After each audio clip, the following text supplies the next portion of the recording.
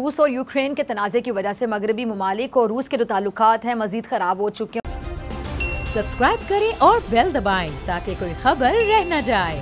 अगर चीन की मैं बात करूं तो चीन बरसों से रूस का सबसे बड़ा तिजारती शराकतदार है और ये जो दो तरफा तिजारत है ये गुज़श्ता साल 147 अरब डॉलर की बुलंद तरीन सतह पे पहुंची और चीन ने हालिया दिनों में वाज़ेह भी किया है कि जी वो मॉस्को के खदशात की हिमायत करता है। तो चीन के किरदार पर आपका क्या तज़िया, चीन के किरदार को कैसा देखते हैं सिचुएशन में?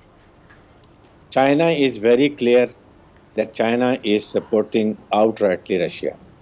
ख़ास तौर पे पहले ही अमेरिका का और चाइना का तनाज़ा चल रहा है इकोनॉमिक वॉर में, वॉर ऑफ इकोनॉमी में, इसलिए वो उनकी लाइनमेंट बड़ी क्लियर है और यही अमेरिका की तशवीश है कि अगर चाइना, सेंट्रल एशिया, रशिया, उसके बाद ये हमारा रीजन, ईरान, ये सब अगर एक ब्लॉक में चले जाते हैं, इससे अमेरिका के इंटरेस्ट को बड़ा फ़र्क पड़ेगा।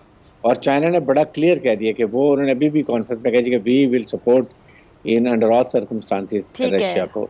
वो इस वक्त बात सही है, तो आई थिंक ये बड़ी क्लियर उनकी अलाइनमेंट है इस वक्त।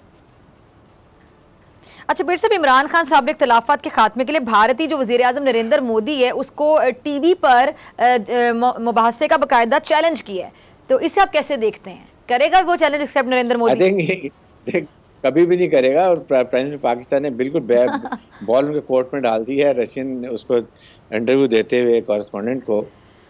और इस नरेंद्र मोदी ने के पास लॉजिक कोई है ही नहीं है। What he will talk, submissive और उसके बाद कनिंग पर्सन और उसके बाद कोई लॉजिक नहीं है सिवाय आरएस को जो एक एजेंडे को लेके चल रहा है और 4-5 का टोला उसको सपोर्ट करता है। वहाँ पर वो सेकुलर जो एक उनका एक पहचान थी सेकुलरिज्म वो भी ख़त्म हो गई है। अब उनके पास सिर्फ एक है कि हिंदू स्टेट, नेशनल स्टेट और उसको हमने आगे लेके चलना है। तो ये आई थिंक दुनिया इसको जो है वो अपोज कर रही है, ह्यूमन राइट्स ऑर्गेनाइजेशन कर रही हैं, दुनिया इसके खिलाफ बात करती है। तो Modi has nothing to talk on in debate with prime minister Pakistan, इसलिए वो किसी हालत में भी इसको एक्सेप्ट नहीं करेगा। सब्सक्राइब करें और बेल दबाएं ताकि कोई खबर रह न जाए।